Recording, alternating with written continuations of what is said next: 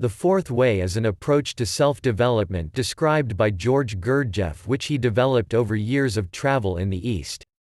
It combines and harmonizes what he saw as three established traditional ways or schools, those of the mind, emotions, and body, or of yogis, monks, and fakirs respectively. Students often refer to the fourth way as the work on oneself, or the system. The exact origins of some of Gurdjieff's teachings are unknown, but people have offered various sources. The term fourth way was further used by his student P.D. Ouspensky in his lectures and writings.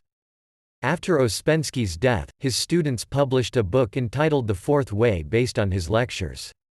According to this system, the three traditional schools, or ways, are permanent forms which have survived throughout history mostly unchanged, and are based on religion.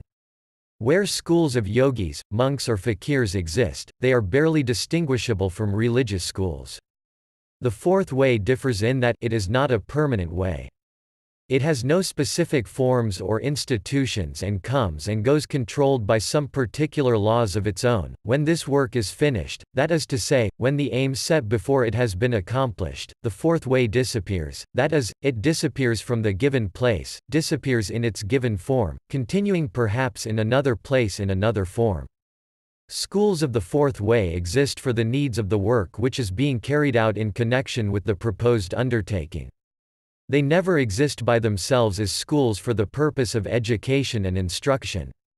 The fourth way addresses the question of humanity's place in the universe and the possibilities of inner development.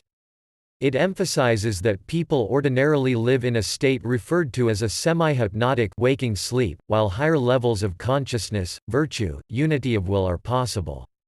The fourth way teaches how to increase and focus attention and energy in various ways, and to minimize daydreaming and absent-mindedness. This inner development in oneself is the beginning of a possible further process of change, whose aim is to transform man into what he ought to be.